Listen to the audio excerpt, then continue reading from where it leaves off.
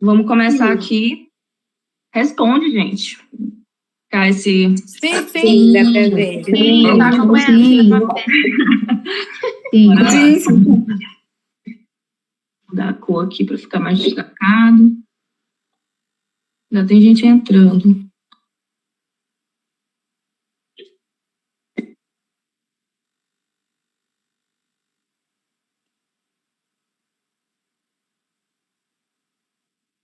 Obrigada, tá bom, Lorena. Pessoal, aqui vamos começar, né? Vamos pegando os pontos-chave.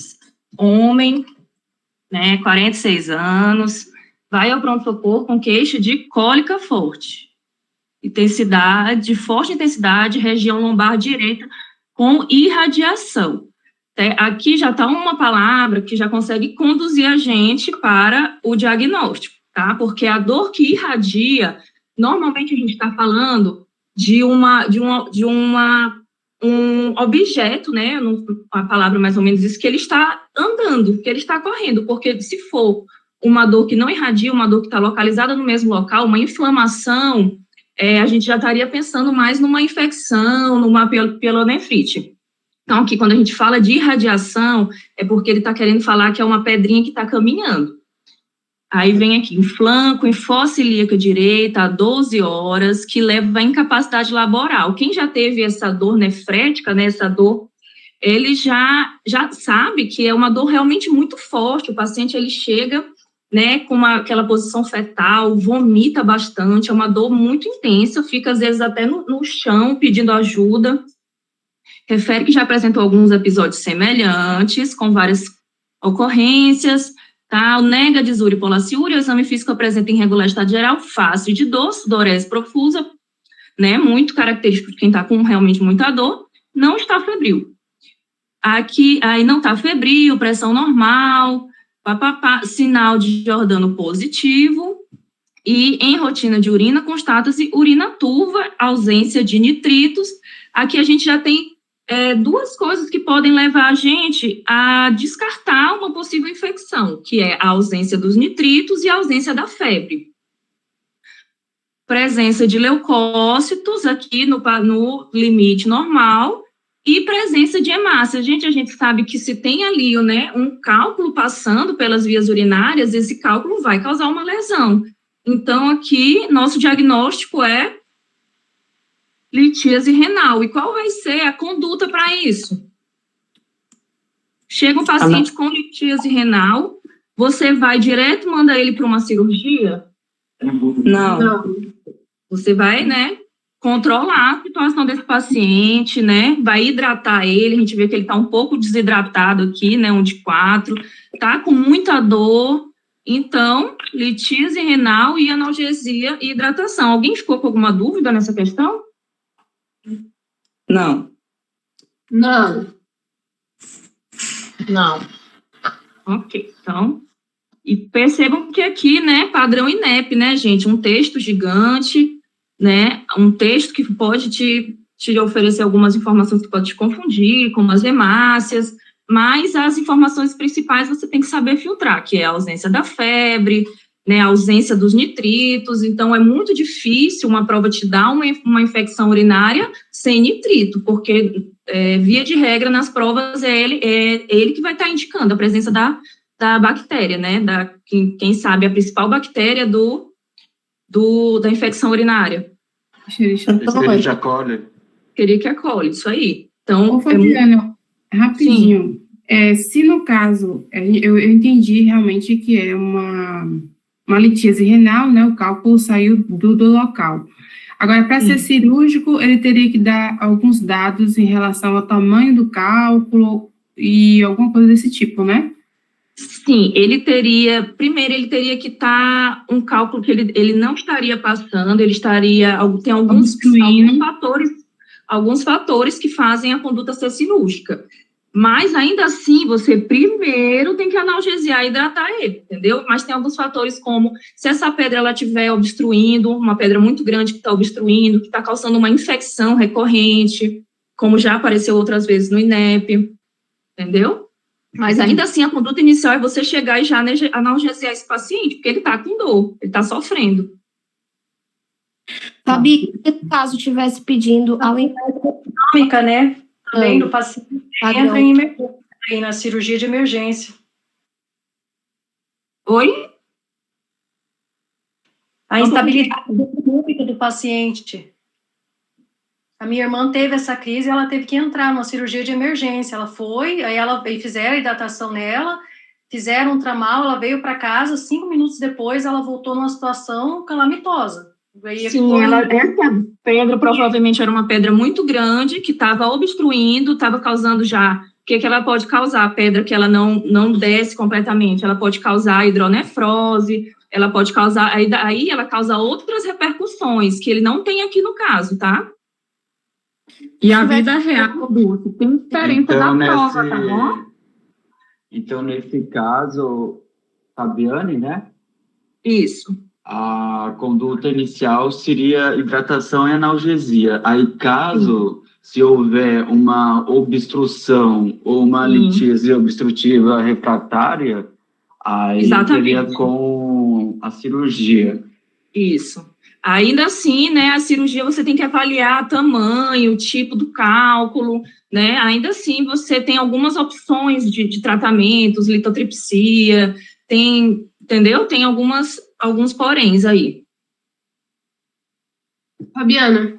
Sim. Aí, nesse caso, a gente poderia pedir um exame complementar, tipo uma tomografia, né, para analisar o tamanho do cálculo?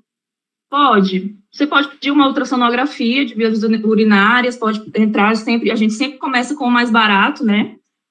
E aí, se não visualiza, aí você vai escalonando. Mas, já deixando claro que normalmente você não entra, porque a clínica aqui ela é soberana, tá? Ok. Aqui é clínica mesmo. É igual o paciente se ele chegasse, no caso, com uma queixa que está com polaciúria, disúria, você também não precisa pedir nada, você trata ele com base na clínica. Tá? Que é no caso da cistite.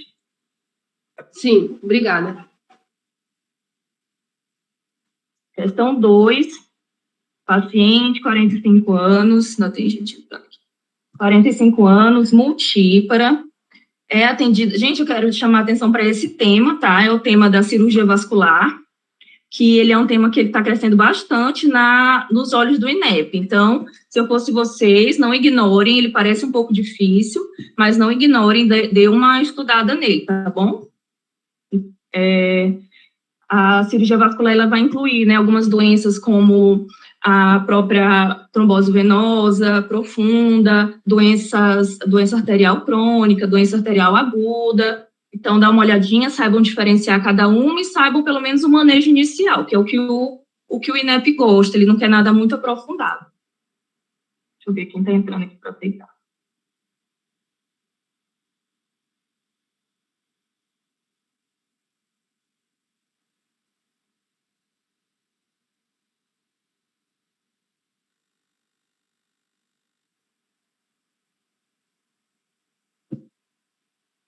Então, vamos aqui aos dados. Paciente, 45 anos, multípara, atendida na unidade básica, relatando dores de aparecimento, edema em membros inferiores, no período vespertino. Aqui vou abrir uma aspas para a gente explicar isso aqui. Sempre quando a gente estiver falando de um edema que piora no decorrer do dia, a gente tem que pensar numa insuficiência venosa, tá, gente? Porque o edema causado pela insuficiência venosa, ele é uma falta de circulação, o sangue não está voltando. Então, quando o paciente está dormindo, né, ele está lá, né, deitado, esse sangue consegue retornar. Porém, durante o dia, ele vai ficando sentado, ele vai caminhando, ele vai se acumulando, e o sistema venoso não está dando conta de retornar ele para o coração. Então, continuando aqui. Há 3 anos, ao exame físico, o médico observa dermatite ocre. Dermatite ocre, quem ainda não está familiarizado com essa palavra, a gente vê muito isso, gente, muito no hospital, pacientes que têm diabetes, pacientes que já têm vários comprometimentos, eles têm um escurecimento na pele, né, causado pela insuficiência venosa, né, normalmente quando a gente olha aqueles pernas bem inchadas, elas vêm com umas manchas enegrecidas, é essa dermatite aqui. No terço inferior dos membros inferiores, associada com uma lesão circular de 2 centímetros. Superficial, com bordas elevadas e com tecido de granulação, localizada na região maleolar interna da perna. Tá, a paciente, ela tem o quê? Ela é uma paciente multípara, a gente já vê aqui uma mulher, 45 anos, já tem alguns fatores já tem fator de risco da multiparidade, básico de saúde, dor de aparecimento, um edema, então a gente já consegue pensar numa doença venosa. Se ainda não pensavam nisso, comecem a associar, tá? Com base nessas informações, a conduta médica indicada para o caso é deambulação e uso de meias de baixa compressão. Poderia estar certo, mas não está. Por quê? Porque a partir do momento que a minha doença venosa, que é uma doença venosa crônica, tá? A partir do momento que ela está com lesão na pele, a meia de baixa compressão, ela já não é mais eficiente, tá? Isso aqui é uma tabela, né? Eles utilizaram esse ponto para confundir a gente.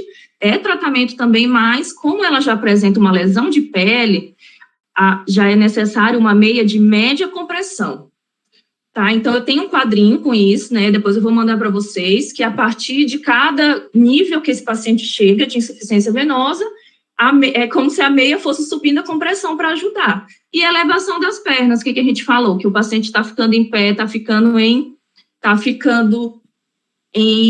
pé, está caminhando e o sangue não está retornando, então o que a gente vai fazer? Muito intuitivo, você eleva as pernas do paciente para tentar fazer com que esse sangue retorne. Utilização de bota de uno e realização, não, gente, você não prescreve atividade física intensa, você prescreve lá uma caminhada, né, para ele poder mobilizar a panturrilha, a gente conhece a panturrilha como o nosso segundo coração, que ajuda a bombear o sangue, mas uma atividade física intensa não está indicado. Realização de desbridamento, poderia, mas não vai, porque aqui a gente fala em desbridamento quando a gente já tem uma lesão ulcerada, com uma infecção, entendeu? Então, não está indicado o desbridamento nesse caso. E nem o repouso em Trendelenburg, porque o repouso em Trendelenburg, você eleva, né, para quem já viu, você fica com as pernas bem elevadas, assim, né, não tem indicação, não precisa, só uma elevação simples das pernas já é suficiente. Então, a nossa alternativa aqui é a letra B. Vocês conseguiram entender? Ficou claro? Sim. Sim. Então, vamos para a próxima. Se tiver alguma dúvida, vou mandando, se eu souber, respondo, senão vou fazer igual o professor da Uninter, mandar você ler. Eu enviei a foto da dermatite ocre lá no grupo, para quem perguntou. Show. Obrigada. Então, qualquer coisa eu depois procuro também envio para vocês.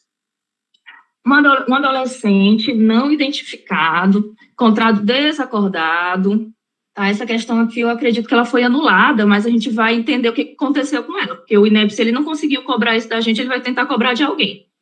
É atendido no SAMU a relatos que consumiu drogas, abuso de álcool, tá? 2 socorristas, pipipipopopó.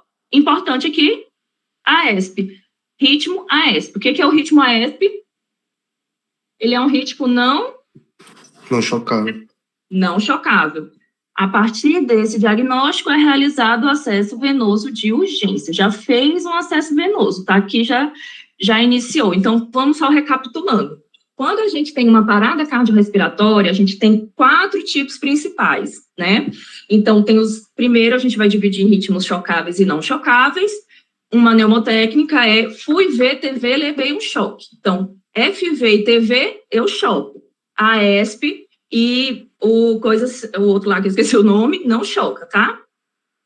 Então, para não esquecer mais, fui ver TV, levei um choque. FV e TV choca, AESP e a coisa não identificada lá, você não choca. Então, aqui ele já começa, né? Assinala a alternativa que representa as próximas condutas. Aqui, ó, não tem como, gente. Pausar a massagem cardíaca e obter. Gente, nunca, em hipótese alguma, você para essa massagem cardíaca. A sua massagem cardíaca é o que vai salvar esse paciente, se ele não pode ser chocado. Então, você só para se você estiver entubando já com a tubo passando na epiglote, você dá uma paradinha de segundos e retorna. quem salva a vida desse paciente, mais do que a via aérea, é a massagem cardíaca. Então, essa aqui acho que é a mais incorreta. Obter a via aérea segura e iniciar a administração de drogas. Poderia estar certo se aqui estivesse falando das compressões, que as compressões a gente não pode parar. Tá? Mas, assim, a gente inicia a administração de drogas. Vamos relembrar qual é a ordem? Então, você vai, pega esse paciente, inicia a massagem, né? Faz o primeiro ciclo, verifica. No segundo ciclo, a gente já entra com as drogas, né? Entra primeiro, né, a adrenalina, depois entra no terceiro ciclo a amiodarona. E aí, esse paciente já tem que estar com esse acesso venoso, mas tenta não parar essa massagem cardíaca por nada, só na hora de que conclui mesmo o ciclo. Prossegue com compressões e insuflações coordenadas, né? Poderia ser, mas não falou aqui da administração das drogas. E realiza desfibrilação, não, totalmente errado aqui. Então, essa questão ela foi anulada por causa disso. Mas é importante que vocês saibam os conceitos corretos e saibam a ordem correta de realizar as coisas, ok? A B e a C não estão certas porque cada uma faltou um item. Aqui na C, eu estou riscando demais, né? Aqui na C faltou as drogas e na B faltou a compressão. Fabiana, você Diga. poderia falar de novo sobre o Fui Ver TV? Eu não entendi direito. É porque dos ritmos que a gente tem de parada cardíaca, né, os principais porque eu esqueci o nome aqui, mas eu já te digo. A Titi falou, é a sistolia. A sistolia e a ESP, esse nome que eu estava esquecendo. A sistolia, a ESP, que são ritmos que você não choca. Os ritmos que você não choca é só massagem cardíaca, droga e rezar. Os ritmos que você choca, você vai lá e vai fazer a desfibrilação. E quais são esses riscos? FV e TV, que é fibrilação ventricular e taquicardia ventricular. Ou seja, pneumotécnica, fui ver TV, levei um choque. Entendeu? FV e TV, choca. Entendeu? Muito legal, agora entendi. Entendi agora. FV e TV, choca. Fui ver TV, levei um choque.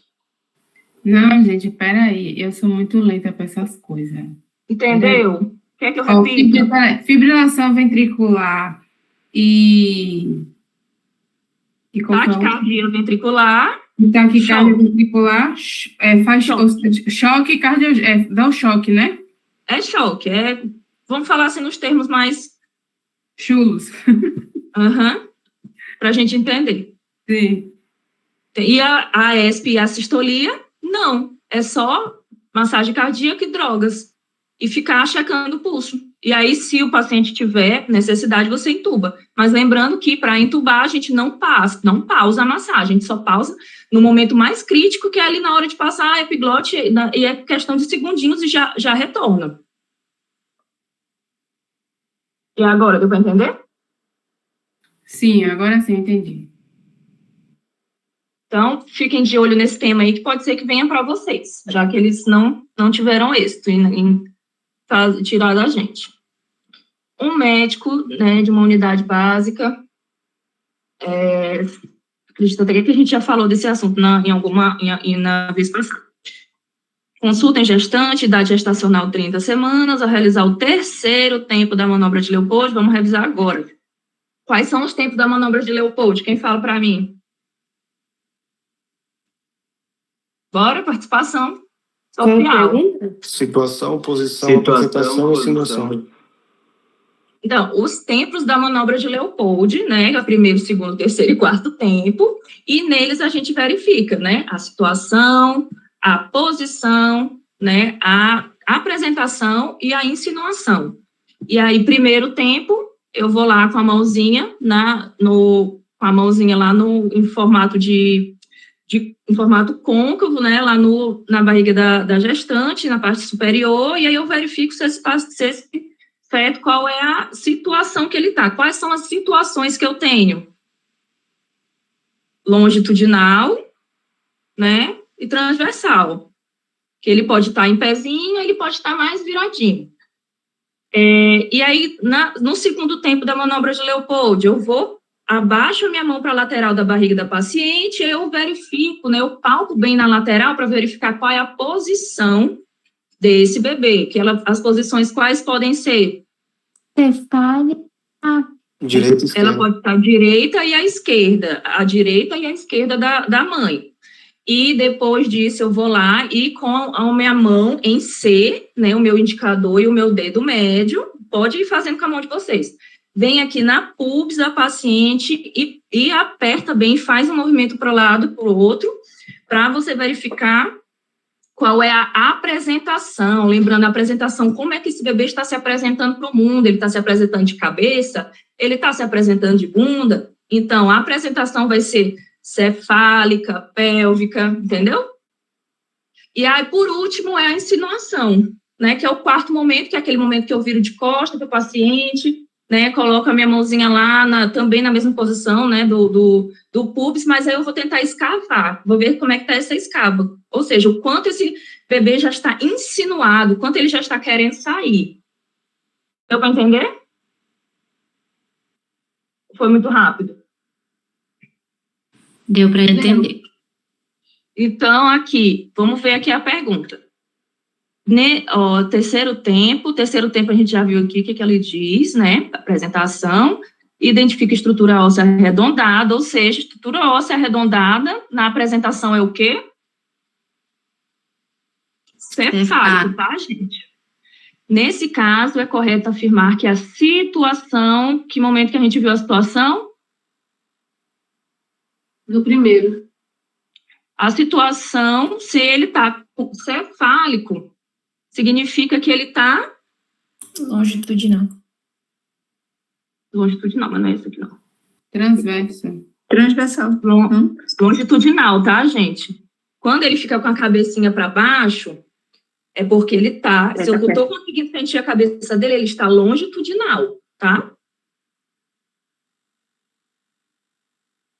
Depois eu vou mostrar uma foto para vocês. Quando está na direção da pelvis, né? Da síntese pública, né? Sim, a cabeça dele em direção, eu consigo sentir a cabeça dele na hora que eu faço essa manobra, essa terceira manobra, também é indicativo de que ele está longitudinal, porque se ele estivesse transversal, na hora que eu fizesse essa manobra, eu não conseguiria sentir a calota craniana, tá? Entendi. Ficou alguma dúvida aqui? Não. Não. Então, vamos para a próxima.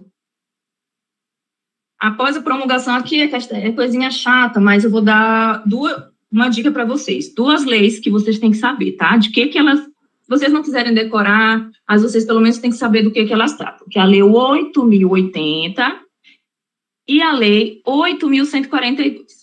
A Lei 8.080 é a lei mais importante, tá? Do SUS, que quando foi criada, a menina dos olhos de ouro, né?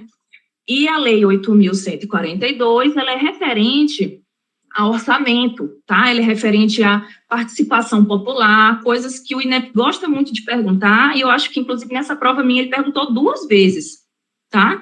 Então, se vocês querem ler uma lei, entender do que elas se tratam, essas 2, 8.080 e 8.142, que dispõe sobre as transferências de recursos, ou seja, a gente está falando aqui de transferência de recursos, de dinheiro. Aí, considerando a legislação mencionada, repasse o recurso do SUS para os estados e municípios, é necessária a existência de... Essa aqui, quem já tinha dado uma lida na lei conseguiu acertar. Eu já tinha dado uma lida na lei, mas ainda assim eu errei. Porque eu se lembrava que tinha o Conselho de Saúde Paritário. Vocês têm que lembrar que o Conselho de Saúde Paritário, ele é uma regra do SUS, porque tem que participar, né, da participação social, tem que participar tanto os usuários como os organizadores. Então, o Conselho de Saúde, ele é paritário. Essa palavra aqui, lembrem, porque isso aqui é uma verdade absoluta. O Conselho de Saúde, ele é paritário.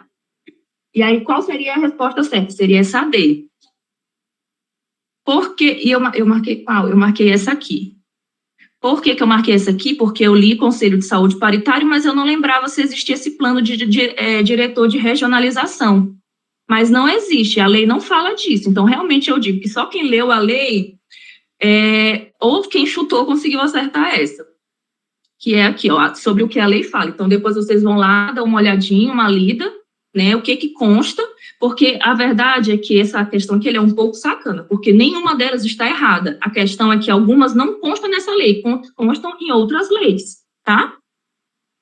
Por isso é que muita gente achou essa prova, né, um pouco mais difícil. Algumas realmente estavam, mas outras nem tanto. A elaboração de plano de carreira não consta, tá? Isso consta, não consta, prontuário eletrônico não tem na lei, plano diretor de regionalização não tem na lei, e central de marcação de consulta não tem na lei. Então, a única que ficou com tudo correto foi a letra D. Tá bom? Então, a gente não ficar se prolongando muito, vamos. Fica essa dica aí, para vocês lerem essas duas que são as mais importantes. Vocês entenderem do que elas se tratam.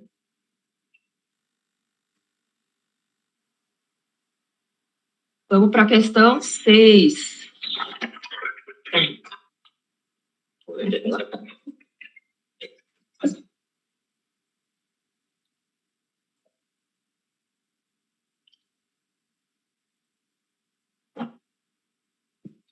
Questão 6. Mulher de 55 anos, professora há 30 anos. Aqui ele não está te dando nenhuma informação dessa, você descarta, se ele te deu a profissão dessa pessoa. Procura atendimento devido a uma dor na região glútea direita, com irradiação para a coxa, tipo queimação, pontada há 1 mês. Houve progressão do quadro com diminuição de força e dificuldade de deambulação. Ela nega doenças, marcha claudicante, tal. No exame neurológico tem diminuição de força, tem LASEG positivo e alteração de sensibilidade. Tátil.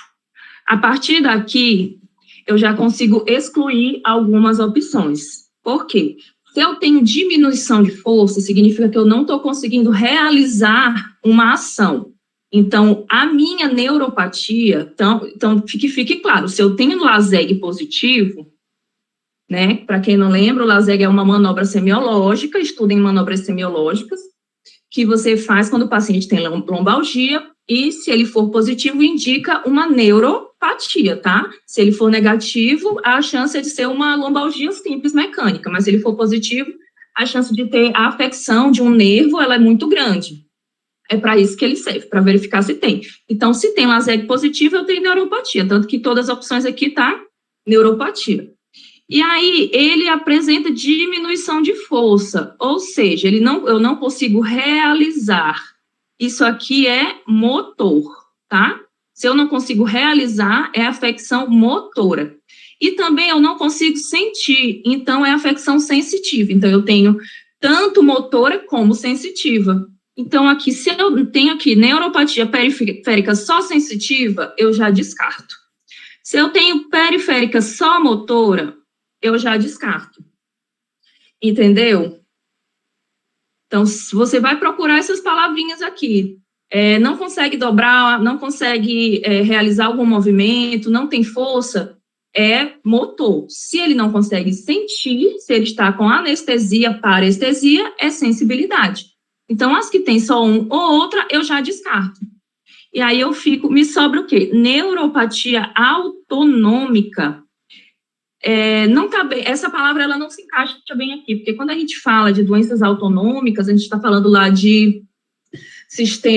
sistema simpático, parasimpático, está falando de sudorese, respiração, então não se encaixa aqui, tá, gente?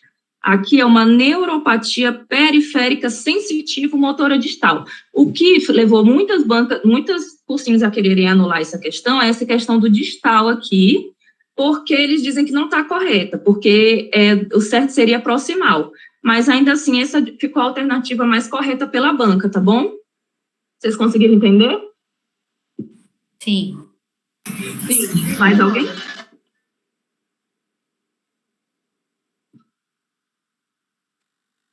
Vamos para a questão 7. Deixa eu ver se tem mais alguém pedindo para entrar.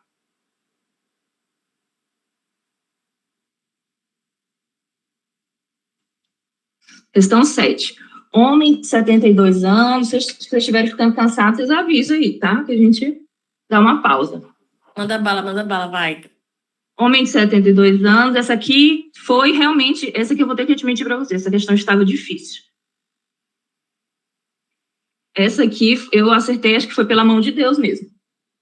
Um homem de 72 anos procura atendimento devido a dor lombar inespecífica. Eu não aguentava mais ler dor lombar na minha vida.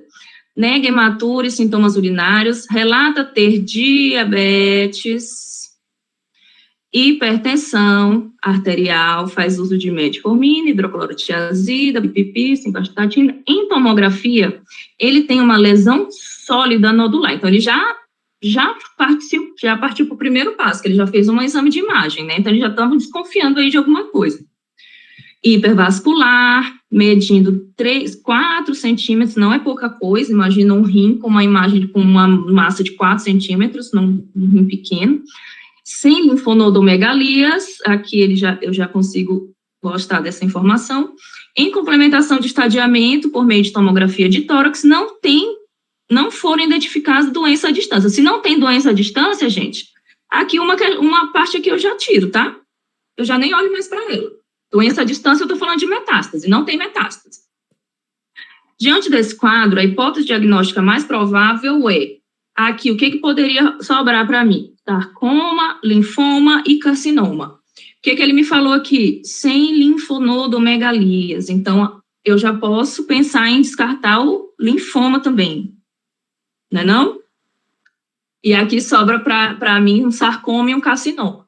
Eu marquei o carcinoma, é a resposta correta, mas eu quero que vocês saibam que, quando eu tenho lesões sólidas, o primeiro passo é você saber que a grande maioria, grande porcentagem dos tumores renais é o carcinoma. Então, aqui ele é o mais comum, ele é o que mais aparece, tá? Segundo, se eu tenho lesões sólidas, é carcinoma também.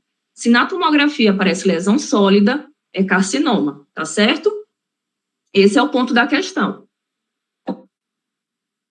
Esse eu sei que é difícil decorar, mas só que a gente não pode deixar de corrigir, tá?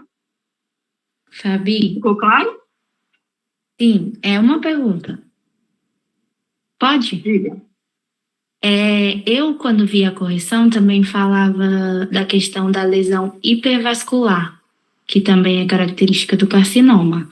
Sim, também, só que eu preferi me agarrar com essa informação na sólida, aqui, né? Porque eu acho ela mais fácil, mais contundente, tá? Tá. Mas sim, a hipervascular também é uma hipervascularização também é uma característica de carcinoma.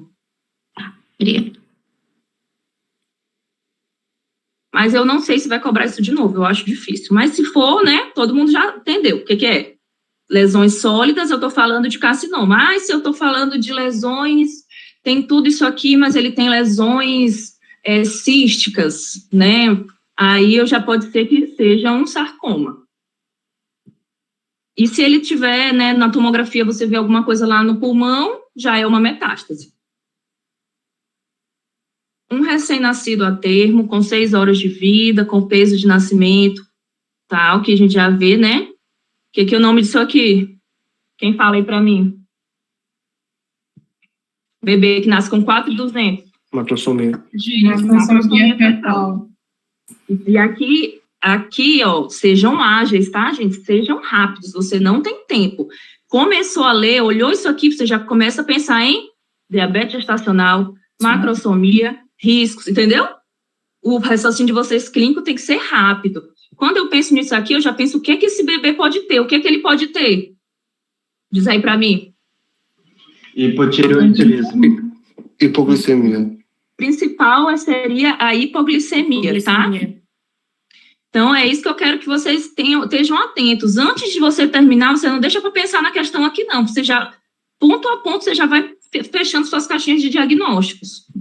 Considerando o risco do recém-nascido desenvolver um quadro de hipoglicemia, a conduta inicial correta deve ser. A conduta inicial correta, gente, ele tem um risco de desenvolver, eu nem sei quanto é que está a glicemia desse paciente, o que é que eu vou fazer com ele? Monitorizar, né? Isso aqui, vocês acharam difícil isso aqui? Não. Então, só dando um dado aqui, né? Eu vou monitorizar a glicemia desse paciente, né? Não dou fórmula, não existe essa coisa de fórmula.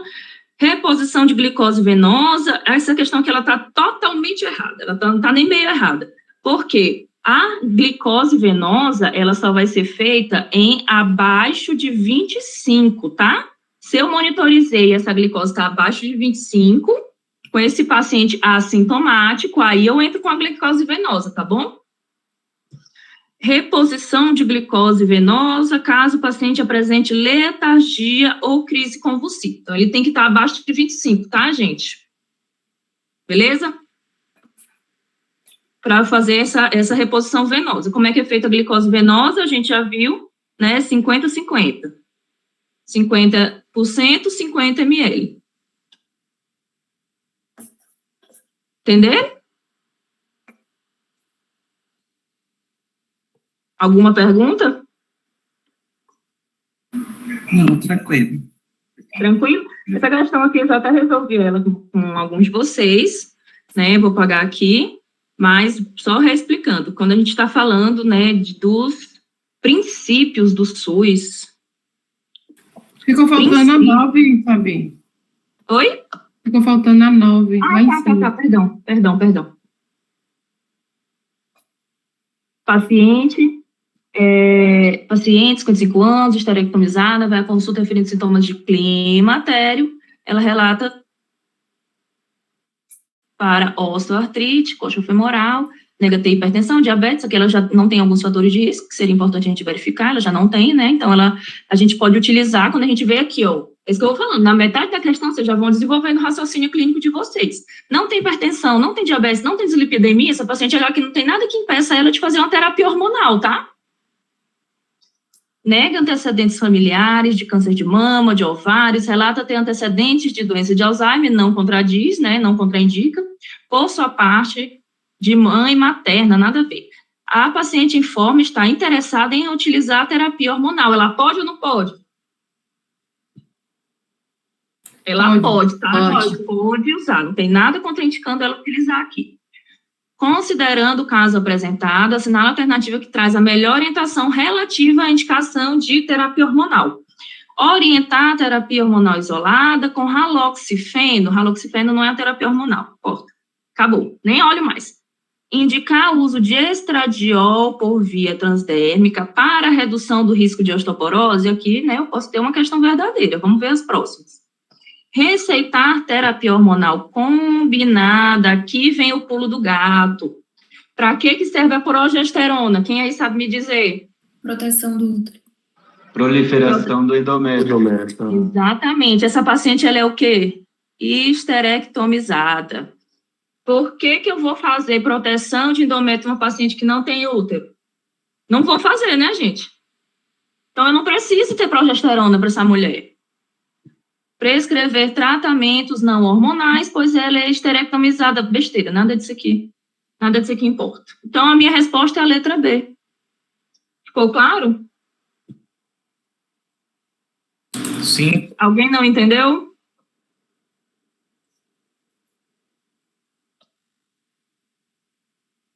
Muito bem, então agora vamos voltar aqui para essa questão aqui que a gente já fez ela, mas vamos fazer de novo.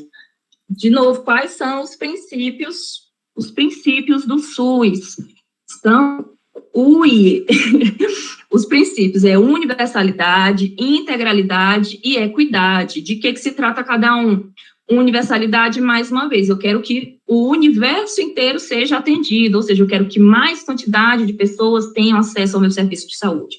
Integralidade, eu quero poder atender um cidadão de forma completa, eu quero poder atender ele em todos os âmbitos social, eu quero poder ajudar ele na questão psicológica dele, eu quero ver como é que está a vida desse paciente como um todo. Então, aí eu quero atendê-lo integralmente. Então, integral é sobre isso, é sobre você poder atender o paciente em diversos quesitos da vida dele. E a equidade, que é tratar como desiguais os desiguais, que é você tentar igualar as pessoas conforme suas diferenças, tentar trazer o máximo, né, de atendimento para pessoas desiguais. Então, vamos voltando aqui para a questão. Demonstra evolução de coberturas, aqui eu já consigo pensar, né, em uma coisa mais universal, né, tem mais gente tendo acesso. Diferentes quintis, os quintis vão ser essas linhas aqui, né, quintis de riqueza. Então, o que eu consigo observar aqui? A cobertura, né, foi, com o tempo, o uso de anticoncepcionais modernos. Aqui, 90% aqui tá chegando em 90% mais pobres, né, pessoas pobres, pessoas mais ricas, estão quase todo mundo igualado, em 2013, na utilização de anticoncepcional. Né, a evolução das coberturas, indicadores de riqueza da população. Na utilização de anticoncepcional, tanto o pobre como o rico está conseguindo utilizar. Como é o nome disso? Equidade. E eu estou conseguindo fazer com que mais pessoas pobres, mais pessoas tenham acesso ao anticoncepcional. O que é isso? Universalidade, tá? Mais visita de cuidado pré-natal. Mais uma vez aqui, eu estou aproximando o pobre do rico. Aproximei a hora que eles estão aqui juntinho. Equidade. Conseguir fazer com que mais pessoas pobres tenham acesso a esses serviços aqui. Então, gente, não resta dúvida, tá? Não se deixe enganar por esses conceitos básicos. Eu não estou falando de integralidade. Eu estou falando de universalidade. Estou conseguindo que mais pessoas tenham acesso. Eu estou conseguindo equiparar pessoas que não têm, pessoas mais pobres de pessoas mais ricas em questão a esse atendimento. Então, é universalidade e equidade, tá? Essa aqui ficou clara? Alguma pergunta? Não, ficou claro. Um paciente de 27 anos. Então, tá, o que ele tem aqui? Ele tem uma história de cirurgia cardíaca, tem palpitações, ele foi para uma festa no dia anterior, bebeu, encheu a lata, vomitou pra caramba, se desidratou, e aí ele tá pálido, desidratado, tá com hipotensão, ou seja, isso aqui é... Alguém sabe me dizer quais são os 4 Ds da instabilidade? Alguém sabe me dizer? É dispneia, dor torácica, aí diminuição da pressão arterial, que seria a hipotensão, e a diminuição do nível de consciência. Perfeito. Aqui, então, ele já apresenta aqui, né, uma diminuição da pressão arterial. Esse paciente, ele está instável. Conforme visto no monitor, está oscilando a frequência cardíaca dele, a ausculta cardíaca revela um ritmo irregularmente irregular. Parou. Ritmo irregularmente irregular só tem um, gente. FA, tá bom? Falou em ritmo irregularmente irregular, eu estou falando de fibrilação auricular, fibrilação atrial, tá? E aí eu tenho as duas informações que eu preciso aqui para essa questão. Eu tenho uma arritmia, uma fibrilação atrial e uma instabilidade. O que eu tenho que fazer com esse paciente? Cardioversão. Perfeito. Elétrica. Aqui, né, foi uma questão também que gerou controvérsias, porque a causa da instabilidade dele foi causada por uma hipovolemia, que pode ter sido por conta dos vômitos, mas a questão não deixou isso totalmente claro, né? Então, a opção mais correta aqui realmente vai ser a cardioversão, tá bom? Rapidinho, os 4 Ds são dispneia, desidratação. Não, é dispneia, dor torácica, diminuição do nível de consciência e diminuição da pressão arterial, que é hipotensão. É só para ficar a mnemotécnica certinha. Peraí. Dispneia, dor torácica. Diminuição do nível de consciência. E diminuição da pressão arterial. Tá bom, obrigada. Então, quando o paciente chega com alguma taquicardia, né, com alguma instabilidade dessa aqui, no caso, se eu estiver falando de FA, se eu estiver falando daquele... Ai, gente, eu esqueço o nome das coisas. Enfim, alguma arritmia com instabilidade, a gente vai tentar cardioverter, esse paciente, tá? Flutter atrial, é isso que eu estava tentando lembrar. Flutter também entra nessa aqui. Uma mulher de 45 anos, hipertensa, bora para a próxima. Questão 12 já, né? Tá.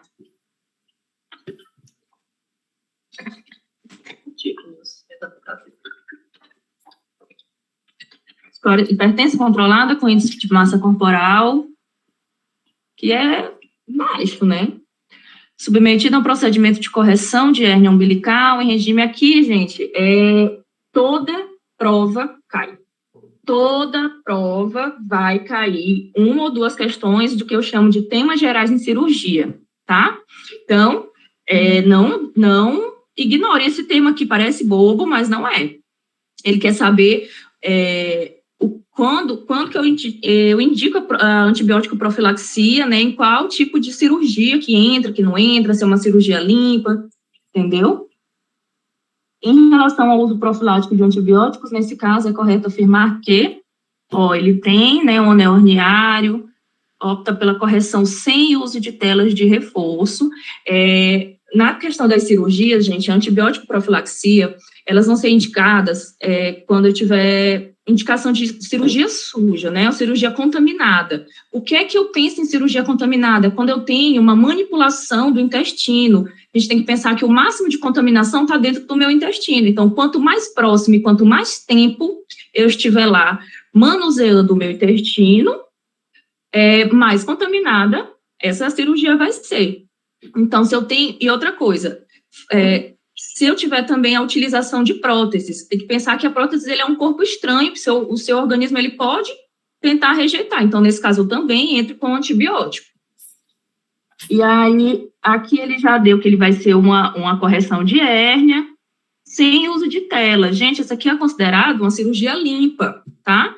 Se eu estivesse falando de uma cirurgia aberta, né, uma colectomia, aí seria uma cirurgia suja. Mas aqui não. Então, antibiótico justificado, é considerada limpa sem indicação de antibiótico. Isso aqui, ó. Aqui, ó. Completinha a opção, tá? Ficaram com dúvida? Então, aqui vocês também podem dar uma olhada nos quadros. Eles são bem claro, mas a intuição você vai nisso, tá? Quando eu tiver a utilização de próteses ou quando eu tiver uma cirurgia muito longa que eu manuseio o intestino, é considerada uma cirurgia contaminada. Deu para entender? Sim. Sim.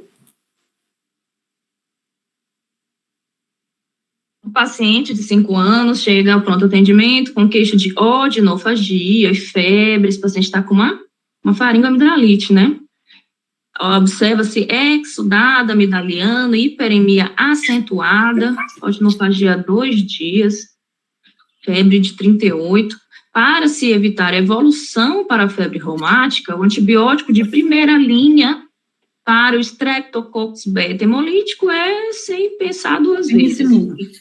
Isso aqui a gente não precisa... Isso aqui foi um presentinho, né, da banca. Bora pensar assim. Não é cefalexina, não é amoxicilina, não é eritromicina. Tá? O tratamento, primeira linha, é a penicilina benzatina. Isso aqui não é para restar dúvida para ninguém.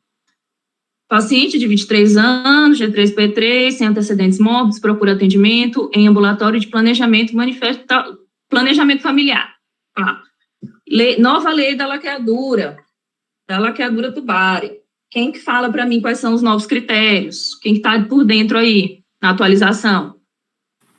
Acima de 21 anos, são 2 filhos vivos. E 2 filhos vivos.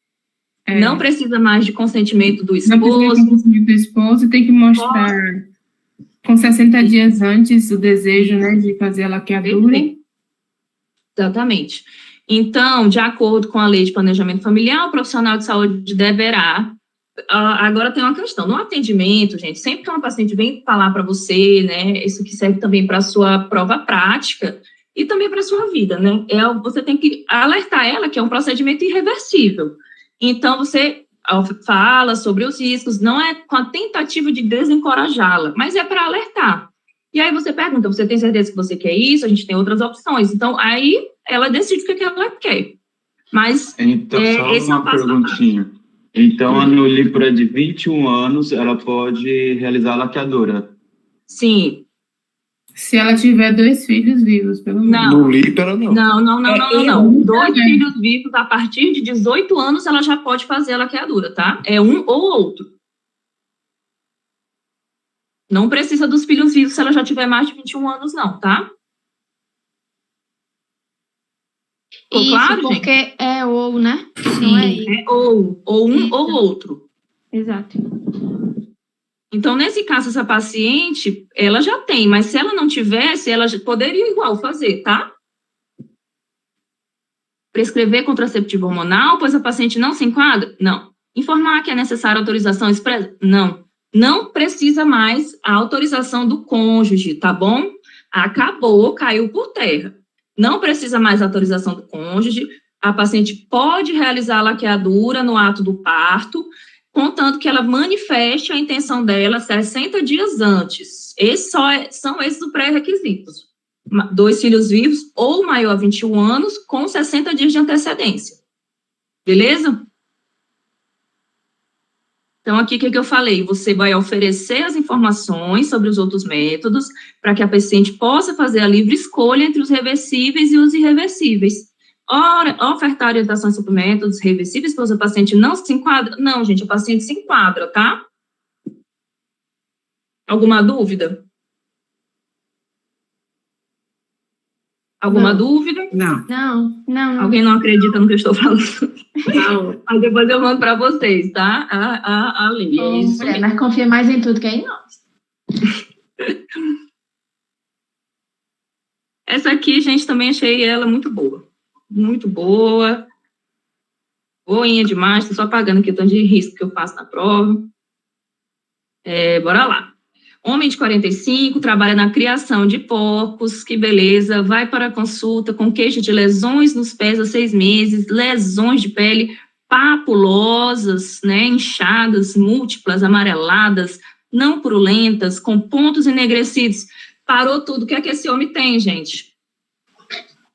Tungias. Bicho de pé, muito bem. Tem tungíase. Essas lesões estão localizadas nos pés, são pruriginosas e dolorosas, né? Coça bastante. A pessoa diz que é muito bom. Disseram, né, que é muito bom essa coceirinha.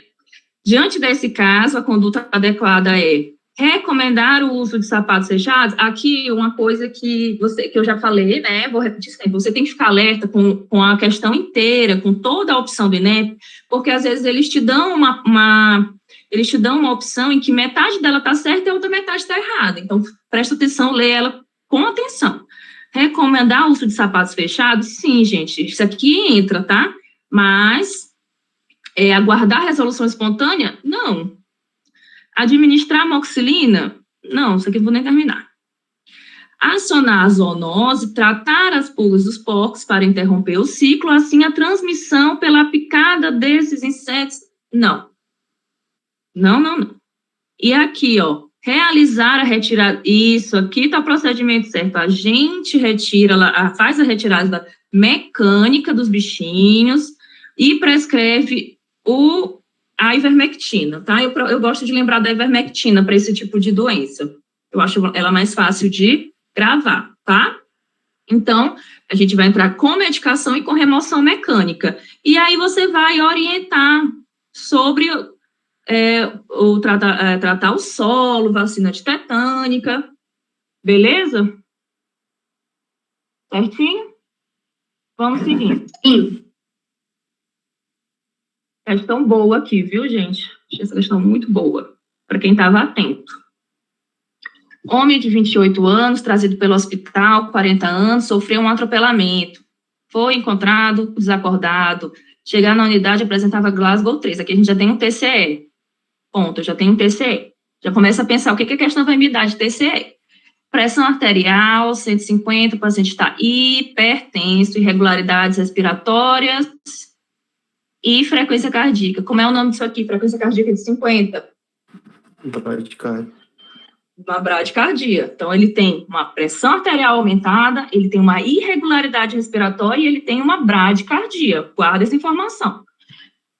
Sendo realizada intubação, o paciente está comatoso, pupilas, reflexo córneo, foi levantada a hipótese diagnóstica de hipertensão intracraniana pela equipe médica. Diante dessa hipótese, o achado clínico que confirma essa hipotensão é a presença de, alguém sabe dizer como é o nome o nome da bradicardia, da bradipneu, irregularidade respiratória, e mais de uma pressão arterial, uma pressão intracraniana aumentada? A tríade de Cushing, né? Isso mesmo. Hipertensão arterial, irregularidade do ritmo respiratório e bradicardia. Isso. Direta, né? Alguém tem dúvida com esse assunto? Aqui é um pouco, é mesmo quem deu uma olhada em TCE, tá, gente? Mas é isso aqui, ó. É a tríade de Cushing, ela vai ser a hipertensão intracraniana. Ó, o que ele deu aqui? A hipótese diagnóstica de hipertensão intracraniana. E mais uma bradipneia e mais uma bradicardia. Então, não ficou dúvida aqui, tá bom?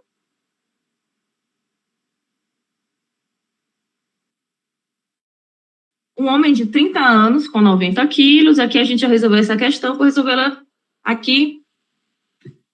Deu 30 anos, deu os quilos dele, para você perder tempo calculando. Paciente, notas eritema em todas as áreas, muitas bolhas. Aqui eu já consigo classificar como uma queimadura secundária, principalmente em tórax, antebraços, mãos, pé e pernas. Aqui mais uma coisa para te confundir, para te deixar calculando. Nessa situação, considerando o volume de reposição pela regra dos 9, preconizado pelo ATLS, então a gente vai utilizar qual é a regra para queimadura, quem sabe a fórmula? Vai aí, quem fala para mim a fórmula da queimadura? É 2 vezes o peso vezes a porcentagem de superfície queimada. Exatamente. Aí, como é que eu vou administrar esse líquido? 50% nas primeiras 8 horas e 50% nas próximas 16 horas. Aí esse paciente, ele veio na ambulância e ele recebeu 1.000 ml de ringue lactato. O que é que eu faço? Aí você tem que diminuir subtrai das primeiras 8 horas, tá? Isso. Subtrai das primeiras 8 horas. Muito bem. Assinale a alternativa que representa, respectivamente, a classificação e a reposição volêmica. Queimadura moderada de terceiro grau? Não. Tá? Queimadura grave de terceiro grau? Não, eu não preciso nem terminar de ler essa, gente. O paciente está com bolha, está com dor. Não é uma queimadura de terceiro grau, tá bom? Queimadura grave, essa aqui já entra no meu radar. E aí eu leio a próxima aqui, uma queimadura moderada, reanimação hídrica oral. Alguém faz reanimação hídrica oral de paciente queimado, gente? Não, né? É endovenosa, né? Como é que faz? Calibre grosso, dois acessos venosos periféricos, grosso calibre, entendeu? Então, aqui, se você ficou muito tempo calculando aqui, você perdeu tempo, porque você conseguiu ir por eliminação na resposta correta. Mas aqui, para quem quiser calcular, e aí que ele ainda botou uma pegadinha, né? Muita gente não viu que era ml por hora. E aí ficou pensando que era 500 ml e mais 250, mas não, era 500 por hora nas primeiras 8 e 250 por hora nas próximas 16. Se você multiplicasse, dava certinho os volumes iguais. Alguma dúvida? E aí, pessoal, reage? Não, pode prosseguir.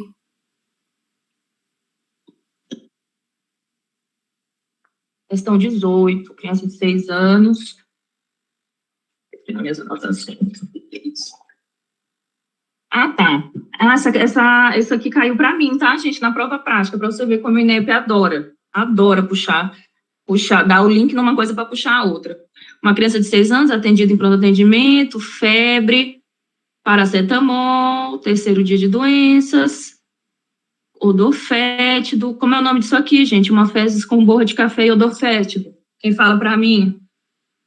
Melena. Isso é indicativo de que o paciente está tendo? Hemorragia digestiva alta. Isso mesmo. 4. Surgiram artralgias em joelhos, racha cutânea, avermelhada, aspecto mobiliforme, sangramento nasal importante. Então, gente, quando eu vejo uma criança com uma febre, com artralgia, qual é o meu diagnóstico? Que eu suspeito? Dengue. E aí, se eu vejo que esse paciente está com sangramento, eu já consigo classificar ele, não consigo?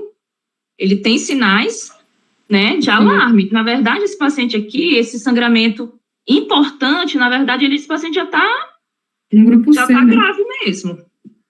E aí ele pergunta, deve realizar a prova do laço? Isso aqui está errado, o INEP, mas a gente não vai brigar com a questão, né? Prova do laço é para a gente confirmar se o paciente tem microlesões vasculares, não é para isso aqui, o paciente já apresenta sangramento, não teria indicação de fazer, mas não vamos brigar com a questão. Como é que eu realizo a prova do laço? Vou, né? Quem fala aí para mim? Fala aí do zero, como é que faz a prova do laço? Vai insuflar vai diminuir. Primeiro a gente tira uma média da pressão, né, arterial. Isso. A média da pressão arterial, insufla esse valor e aí depois faz um quadradinho de 2,5 centímetros e conta quantas petecas. Se der 20, é no adulto e 10 é na criança. Exatamente. Então, tira a pressão arterial, verifica a pressão arterial do paciente, vou aferir, vou criar uma média, vou insuflar essa média, vou deixar insuflado por 5 minutos, faço um quadradinho de 2,5 por 2,5, verifico quantas petecas ficaram ao final dos 5 minutos dentro desse quadradinho. Maior de 10 para criança, maior de 20 positivo para adultos. Ponto. Alguma dúvida? Na verdade, para crianças é 3 minutos, para adultos que é 5. No caso, o exemplo da pressão arterial, como que seria? Você afere a pressão, vamos supor que deu lá 120 por 80, tá? Aí tu soma os dois e divide por 2. Dá 100. Aí tu vai pegar o teu manguito e inflar ele lá em 100, tá? Você vai olhar lá no tensiômetro a pressão 100 na hora de insuflar e vai deixar ele lá 5 minutos paradinho para ele criar deixar acumulado esse sangue para você ver se faz peteca. Porque esse teste é um teste para verificar se tem fragilidade capilar. Se o paciente estiver evoluindo para uma dendrocube B, ele já vai começar a ter fragilidade capilar. Então, o sangue vai começar a fugir das arteríolas dele, tá? Entendeu? Vamos para a próxima. Ninguém respondeu, eu tô acreditando que tá todo mundo entendendo. Sim. Uma paciente multigesta de 40 anos, cardiopata, com idade gestacional de 39 semanas, está na maternidade. Gente, eu já falei disso aqui quando eu estava falando de partograma. Durante a evolução do parto, o paciente começa a demonstrar exaustão, ausência de forças, e a obstetra decide usar um fósforo de alívio. Para a realização desse procedimento, o que eu preciso para utilizar a fósforo? Alguém lembra o que eu falei quando eu estava falando sobre o partograma? É o período pélvico prolongado, né? Não estou pedindo classificação, estou pedindo pré-requisito para utilizar. Pelo menos no mais 2, mais 3. Isso. Concepto vivo. Isso. E volume encefálico normal. Ele já tem que estar lá embaixo, ele já tem que estar lá para mais 1, mais 2. Integridade de membranas amniótica, não, né, gente? Apresentação fetal em -1, não, gente. O -1, o bebê tá lá dentro. Tá lá, ainda não passou nem pelo 0. Eu não tenho como enfiar um fósforo e puxar esse bebê lá de dentro. Então, aqui, ó, dilatação. Não, dilatação tem que estar em 10, tá, gente? Para usar fósforo, tá? Dilatação já tem que estar total, o bebê já tem que estar lá embaixo e as membranas têm que estar rotas. Não vou fazer uma amniotomia com fósforo. Então, aqui, ó, letra A. Certinho?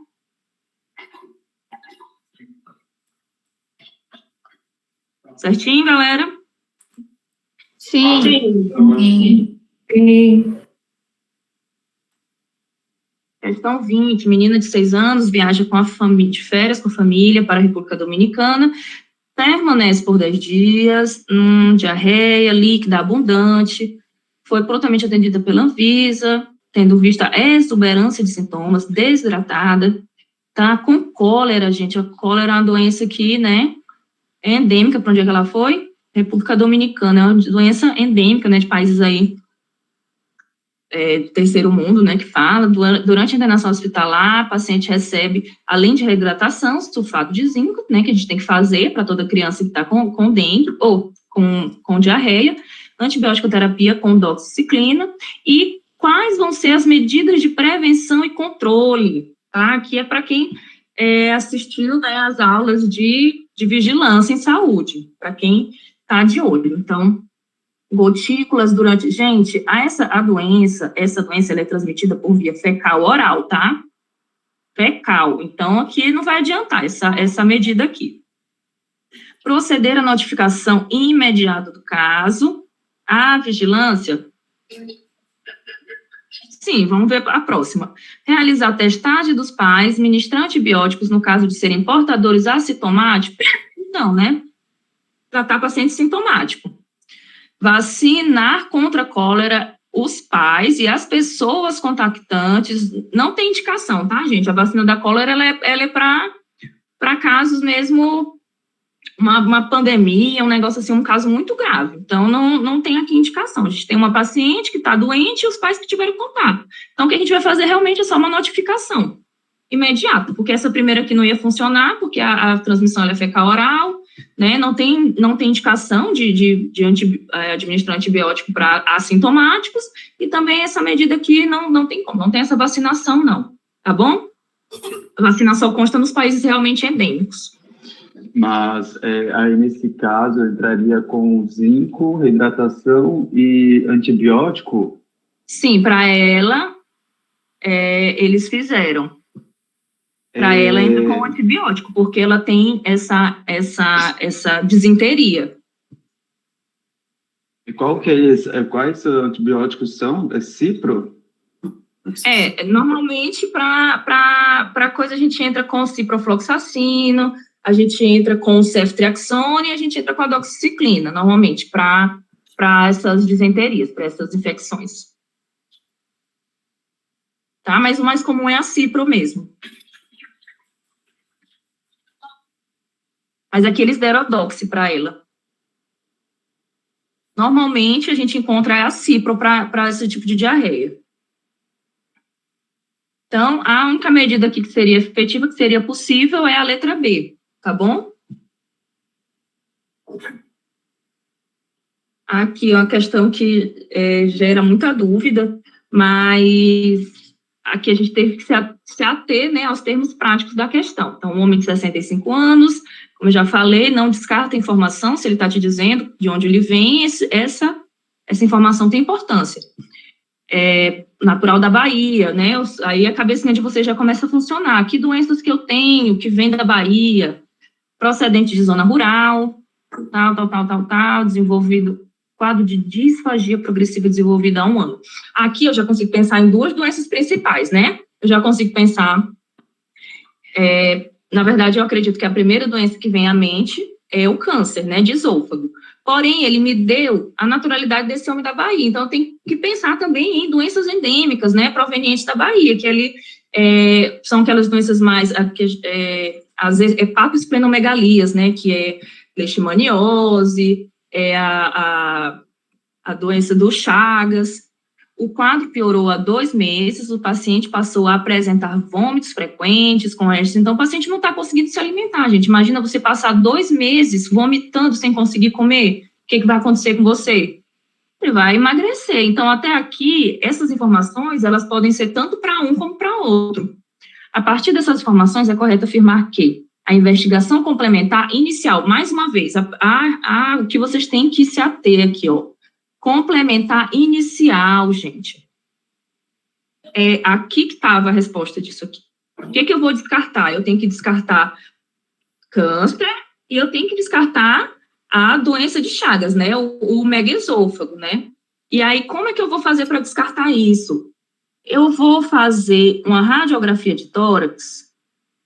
É aquela história, né? Poderia ser, mas por que não é? Porque faltou informação aqui, teria que ser contraste, teria que ser um esofagograma, então está incompleta essa questão. Então, ela não pode ser, porque para eu identificar o bico de pássaro, o rato do rabo, o rabo do rato, ele tem que ter contraste, eu não consigo ver com uma radiografia simples. Pega uma radiografia de tórax simples, você não consegue identificar, né, se tem alguma estenose no esôfago. Dosagem de CA, não, gente, para diagnóstico, não se utiliza marcador tumoral. Não se utiliza marcador tumoral para diagnóstico, tá? Marcador tumoral, ele é para acompanhamento e prognóstico.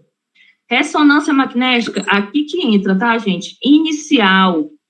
Ressonância magnética é um exame caro, tá? É um exame difícil. Eu não entro em investigação inicial com uma ressonância magnética, antes de eu descartar com coisas mais baratas. E aí, o que é que eu vou fazer? Sorologia para Chagas, que é a minha segunda outra opção que eu tenho que descartar, que é o que tem aí de possível e barato. Deu para entender? Sim. Sim. Alguém veio no meu privado hoje, pediu para eu falar de novo dessa questão, e aí eu tô desenhando ela bem desenhadinha, porque aqui, ó, radiografia de tórax poderia ser, mas falta aqui, como a radiografia de tórax simples, como eles não colocaram o detalhe aqui, né, com contraste, com baritada, não vai me dar o diagnóstico, não vai adiantar de nada só a radiografia de tórax, então ela teria que ser um esofagograma, né, teria para eu verificar realmente, né, a parte mais que está estenosada, aí, só que eu não consigo ver. Mas então, nesse caso, se tivesse na questão, aí a gente marcaria... Esofagograma, sim, seria. Aí a resposta do caso. Sim, seria. Só que você vai ouvir é do mar e talvez o peixe boi curioso. Fui eu, muito obrigada. De nada. Agora aqui para 22. Uma paciente de 62 anos foi submetida a colectomia direita, né? Achei essa questão também um pouco difícil. Também tem controle de jejum. Tá. Então, o que a gente tem que tirar daqui? O paciente fez uma cirurgia, teve tal. No 4º dia, ela complicou. Então, mais uma vez, temas gerais em cirurgias, complicações pós-operatórias, tá, gente? Coloca nos resuminhos de vocês, para vocês saberem diferenciar e saber manejar. Ela apresenta, ou no resuminho, bota na cabeça, quem não gosta de escrever, né? Apresenta 39, distensão abdominal, sem defesa, apresenta uma ferida operatória sem sinais flogísticos e tem uma fístula, né, com tal. Acerca do tratamento adequado para esse paciente, é correto indicar, né? Então, o que eu vou fazer inicialmente com um paciente que apresenta um quadro desse? Eu vou estabilizar, gente. Estabilizar o paciente, simples. Então, eu vou fazer o quê? Fistulectomia precoce, correção do desequilíbrio, aqui tá certo, mas eu não vou colocar de novo essa paciente do jeito que ela tá numa cirurgia novamente, antes de eu entrar com antibiótico terapia, antes de eu estabilizar ela, tá? Tratamento clínico, controle da sepse, correção hidroeletrolítica e terapia nutricional. É minha resposta, tá? Eu estabilizo essa paciente. Fistulografia em jejum, instalação de nutrição parenteral, ela não tem indicação de fazer nutrição parenteral, tá, gente? Jejum, instalação de nutrição e reabordagem, não, eu não vou reabordar essa paciente cirurgicamente antes de eu estabilizar, antes de eu controlar ela, antibiótico, restabelecer, né, o controle eletrolítico dela. Ficou claro isso aqui? Sim. A paciente está séptica, eu não vou meter numa mesa de cirurgia uma paciente com sepse.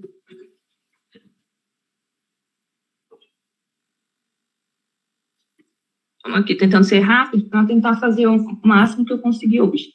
Tá aqui, a outra questão que eu achei difícil. Acho que essa aqui realmente eu deitei para o ENEP nessa hora, mas eu não me deixei abalar. Um recém-nascido de termo afrodescendente do sexo masculino com 26 dias apresenta um quadro de icterícia neonatal. Outro tema que é muito importante. Na zona 3 de Cram, a gente já começa a pensar que ele está numa zona mais elevada. Já está começando, né, a ir para as perninhas. Seus pais negam outras queixas, afirmam que ambos são consanguíneos, tá? Então, a gente já não tem ali, né, a mãe é o positivo, então a gente já tira a incompatibilidade RH. Encontra-se no uso de fórmula láctea, ganho ponderal adequado, não houve intercorrência na gestação, diante dessas informações o médico solicitou os exames. A criança, então, retorna com propedêutica complementar e a mãe é O positivo, recém-nascido é A negativo. E o CUMBS direto deu negativo. E aí, qual é a outra informação que eu vou ter que pegar? de reticulócitos, tá, gente? Toda vez eu tento olhar aqui para os meus reticulócitos, porque eles que vão me dizer se eu estou tendo uma hemólise. Então, quando eu tenho hemólise, eu tenho aumento de reticulócitos, porque é o meu organismo tentando suprir os hemácias que estão morrendo. Aí eu venho aqui, né, tá um pouco baixo, hematócrito um pouco baixo, VCM, né, um pouco pequeno, né, nada muito alarmante, mas tá pequeno. Tudo aqui um pouco alterado. E aqui eu vou para as minhas hipóteses diagnósticas, que poderiam ser muitas, mas a gente teve que ir tirando, né, as opções. Então, essa questão ela foi anulada? Não, né? Não, essa foi a eles deram deficiência trabalho do G6PD. Ficou deficiência de G6PD, porque eu teria que pensar em 2 anemias hemolíticas, são as 2 anemias hemolíticas, né, seria mais prováveis, e a anemia falciforme, ela foi excluída simplesmente porque ela só aparece quando a criança está lá com 3 ou 6 meses, tá? Então, as 2 opções que eu teria seriam essas. A galactosemia é uma doença que ela apareceria com mais sintomas, tá? Ela tem um quadro amplo, é uma doença hereditária, então ele teria mais coisa, ele teria um quadro mais florido. E também o paciente está fazendo uso de fórmula, né? Isso. Ela está fazendo uso de fórmula. E se encontra o uso de fórmula láctea, com ganho ponderal. Adequado. Gente, mas por que, né, que deram? Encontra-se com a criança com 26 dias de vida. Não houve intercorrência na gestação, essas informações, esferocitose hereditária, né, eu não lembro por que isso aqui foi excluída, depois eu vou ter que olhar para vocês direitinho, vou ficar devendo. Eu não lembro como é que é essa doença, mas eu sei que... Porque a esferose, ela no laboratório, ela vai tratar como uma hipercromia. Tá. E ela também tem reticulocitose, a esferocitose também, ela vem... porque todas elas são hemolíticas, né, todas elas causam hemólise. E o CUBIS direto daria positivo. Isso, é o CUBIS, é isso, perdão. O CUBIS direto era o que seria o primeiro a descartar a esferocitose, tá? Então, com o CUBIS direto, com esse resultado do CUBIS direto, eu penso ou em deficiência de G6PD ou em anemia falciforme. Só que a anemia falciforme, ela vai aparecer quando o paciente já está lá com mais idade, ele é muito novinho. Então, a opção que ficou mesmo é a deficiência de G6PD. Foi essa aqui. Tive dificuldade na hora e tive dificuldade para lembrar de novo agora, que são muitos detalhes. E essa é difícil, foi difícil. Essa realmente ela é difícil. Né? Mas é isso, tá, gente? Bora para a próxima. Sempre é bom revisar alguns temas desses. Isso aqui eu já fiz, vou apagar aqui de novo. Tá, bora lá. Tentar resumir o máximo. Tá ficando já bem, se estendendo o tempo. E que eu tenho aqui, primigesta, 35 anos, idade gestacional, 12 semanas, tem diabetes mellitus, tipo 1, está adequadamente tratada, o médico realizou, está adequadamente tratada, que eu já tenho uma informação boa. O médico realizou o exame físico no qual notou tireoide palpável, ela está com TSH diminuído, TSH aumentado e T4 diminuído. Então, como é o nome disso? Hipotireoidismo, né? Hipotireoidismo. E aí, diante desse quadro clínico, o resultado dos exames, além de iniciar o tratamento com a levotiroxina, até que se atinja a meta de tratamento, deve fazer a dosagem mensal de... Eu destaquei essa questão da vez passada, porque é, mais uma vez, aquilo que o INEP gosta de fazer. Ele te dá a metade da opção certa e te dá a outra metade, o motivo errado. Entendeu? Então, quem foi desavisado, marcou TSH e T4. Porém, se você terminar de ler a opção, para reduzir o risco de feto grande. Tá, gente? Não é um risco do hipotireoidismo. Isso aqui é o risco de hipertensão gestacional, ou o risco de diabetes, da paciente ser diabética. Porém, se você ver aqui, ela tá tratada. Tá? Então, você não faria TSH e T4 para reduzir esse risco. Não é esse o motivo.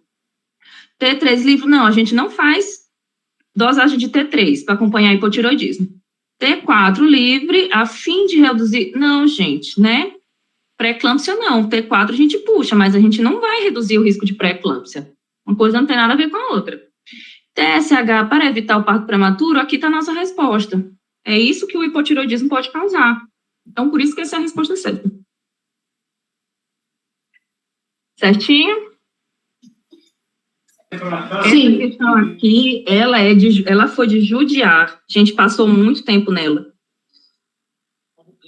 Um homem de 78 anos, acompanhado por médico da família, ficou hemiplégico, tem isso aqui, porque além de tudo a gente tinha que prestar, quando a gente está falando de preenchimento, então eu já vim aqui para o final, né, para ver do que a questão vai falar, para ver se precisa eu ler esse textão.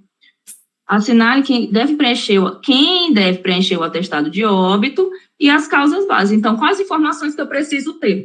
Onde esse paciente morreu, quais foram as causas que desencadearam a morte dele. Então, para isso que eu tenho esse textão aqui. Que ficou, portador de hipertensão, há 4 meses foi necessária intervenção hospitalar, ventilação invasiva, há 2 dias, segundo prontuário familiares, apresentou tosse persistente, febre baixa, desconforto respiratório. O médico identificou o exame físico, panturrilhas livres, dedímero total normal. Tá? Hoje foi encontrado morto no seu quarto. Essa informação aqui, quem é que preenche o atestado de óbito desse paciente? O paciente que foi encontrado morto por causas naturais em casa. O médico da UBS. O médico da UBS, isso. Então, aqui, eu já tiro 2 opções. Por quê? Se ele tivesse, onde é que ele teria que morrer para ter, o legista tem que fazer esse atestado de óbito? Na rua. É morte violenta, né? Exatamente. Uma morte suspeita, uma morte fora de casa, uma morte violenta. Aí a gente entra com o legista. Mas não, aqui eu já me sobra só 2 opções. Beleza, cortei um bom trabalho. Aí eu vou ter que, agora, eu vou ter que identificar a causa básica. É aqui que eu vou matar minha questão.